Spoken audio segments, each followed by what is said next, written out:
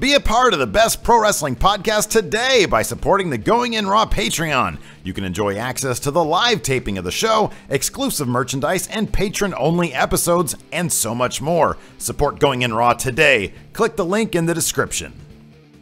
Hey, friendo, Steve here, and welcome back to It's Impact Wrestling again, or for the first time. I think it's Impact Wrestling. There was a span of time between TNA and GFW, which is Impact Wrestling, right? I think. Anyways, yeah. So we're back here with the Impact Wrestling review with just me.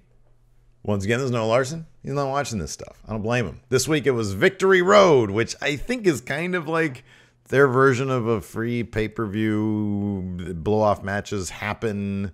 But it really just felt like another episode of Impact. It really, I mean, there was a couple of title changes. There were like 3 or 4. There were 3 title matches, so that's cool. Yeah, besides that, it just kind of felt like a regular episode of Impact. But yeah, at the very beginning, when they do that cheesy little animation thing where it shows all the different channels they're on in the world and all the promotions they're working with, where there used to be a Global Force Wrestling logo, now there was an Impact Wrestling logo, and then in the opening credit sequence, or in the opening titles rather, no GFW, just Impact Wrestling, so it looks like they're going ahead with that branding. However, Victory Road was taped before they decided to ditch the GFW name, because that's with Jeff Jarrett, and he's out of the company apparently. I mean, if anything's an indication that they're kind of full of crap when they say, yeah, Jeff is going to be welcome back, it's the fact that GFW is basically gone from the name of the company. So, like I said, this is Victory Road. Johnny Mundo and Eli Drake showed up both outside the arena to start it off. Then there was a video package kind of recapping a bunch of stuff and just sort of a promo package for Victory Road in general. And the first match we had was an X Division Championship match. It's actually a pretty good match versus Petey Williams versus Trevor Lee, who came out with Caleb Conley, of course, to help him out with some shenanigans. It was a fun match, went all over the place on the outside of the ring, inside of the ring. Williams, they started the finish with Petey Williams hitting his Canadian Destroyer, and it looked like he had the win, but on the 2 count, Caleb Conley grabbed the ref's leg. That's not the first, or that's not the last time that'll happen during the course of the night. At the 2 count, and then the ref tosses Caleb Conley. He says, "Go away, Suicide. Go. You're not supposed to be out here." And then Trevor Lee hit Petey Williams with his title. When the ref wasn't paying attention, he got a double stomp and a win with a handful of tights. So Trevor Lee retains his X Division Championship. That same finish basically happened in the main event too. Next up, we had LAX in their clubhouse drinking their beer, talking about the Chris brothers. Conan said they're not named OVE. They're called Ovary. Conan's very clever.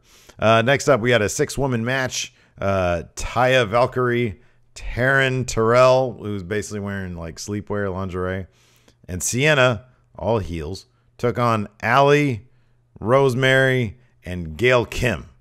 Kind of a cluster of a match. There's a lot of... I mean, if Sienna's Sienna's a good wrestler. Rosemary's a good wrestler. Gail Kim is just kind of old. She seems a little slow. She's not old. I shouldn't say she's old. She's been doing this for a while, and she literally said this is her retirement year. So she's kind of slow. Taryn's not a particularly good wrestler, and Ty is not a particularly good wrestler either. She's kind of slow. I mean, I don't know, maybe she was good in AAA. I don't know. She seems kind of slow here. So yeah, it was kind of a mess of a match. Sienna ended up getting the pin with her feet on the ropes in true heel fashion on Allie, I believe. Next up, Eli Drake and Chris Adonis talking about not getting any respect. After that, we saw Joe Park and Grado. They're at dinner, and Grado is expressing his appreciation for Joe Park. He's been working a lot. He's been getting a lot done. And this whole relationship is working out. Joe Park gives Grado his first check, and then he says, "Man, I got to cut out. I got business to attend to." And Grado says, "Oh, don't worry about it. I'll pick up dinner." And then he looks at his check after Joe Park had left, and he has a very confused look on his face. So all is not well. All is not well. Next up, we had... so Eli Drake earlier was complaining about his couch being missing.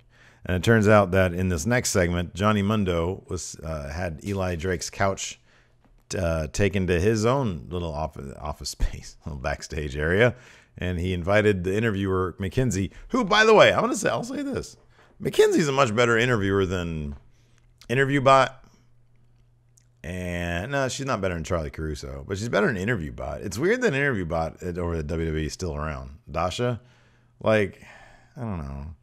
I feel like her job isn't like I've seen a lot of other people do that job better than her. I don't want anybody to lose their job. I'm just saying, like, it's bizarre she's kind of still around. Anyways, next up, we had a James Storm promo. He comes to the ring and says, "I'm back in the Impact Zone." He doesn't like when foreigners come over here and leapfrog him for a job. Well, guess what, James Storm? If those foreigners are better than you at your own job, then chances that's what's going to happen. He's complaining about AAA people coming over and getting better opportunities than him, which kind of could come off as a heel thing, but in his case, it was a face thing. He started a GFW chant, which was hilarious that they didn't cut that out of the broadcast. He has everybody. He literally started a GFW chant and then asked the entire crowd to stand up, which they did, and then started another more intense GFW chant. That was great. Next up, Tejano comes out. He's a heel from AAA who beat up EC3 and Eddie Edwards last week. Anyway, Storm says a bunch of things that could probably be taken as offensive. He says, "Get your Taco Bell ass up in here." Called him a chihuahua. Not sure you really want to be advocating that. Anyways, El Hijo del Fantasma came down to help Tejano. They double-teamed Storm, beat him up. Fantasma then got on the mic and dropped a promo on James Storm. Says AAA is the best, and he tried to start a AAA chant, but it didn't work. Nobody was chanting AAA, dude. EC3 came in, of all people, to make the save.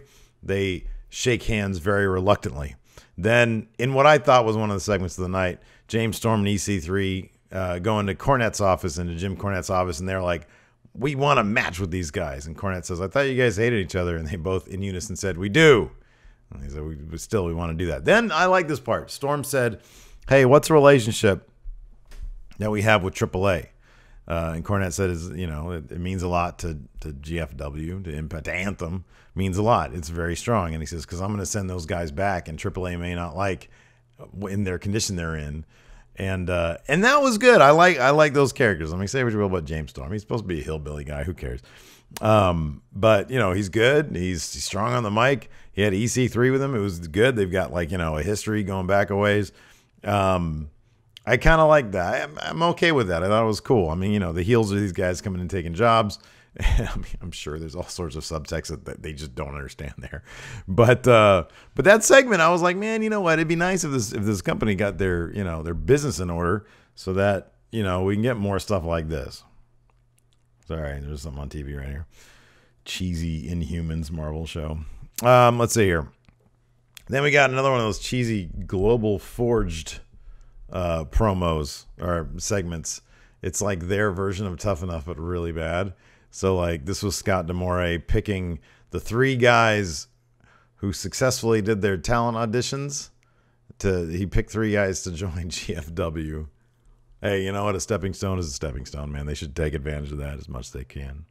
Next up, we got OVE, Ohio versus Everything versus LAX. This is a hell of a match. It's actually a really good match. I was impressed with this. There's some really cool things. One of the Chris brothers had, not Dave. Jake? Is it Jake Christ? Christ brothers. Let's find out. What's their names? Dave and Jake. Yeah, all right. Jake is the blonde one, I think. Yeah. Anyways, he gave a power slam to one of them LAX dudes that was crazy fast and powerful, and it was sort of into the turnbuckle. It was pretty neat. They also did a really cool superplex. Dave Christ gave a superplex to one of the dudes, and then Jake Christ turned it into a power bomb. That was really cool. That didn't get 3 count though. Dave Christ ended up getting the pin with a cradle DDT type thing, which will look really good.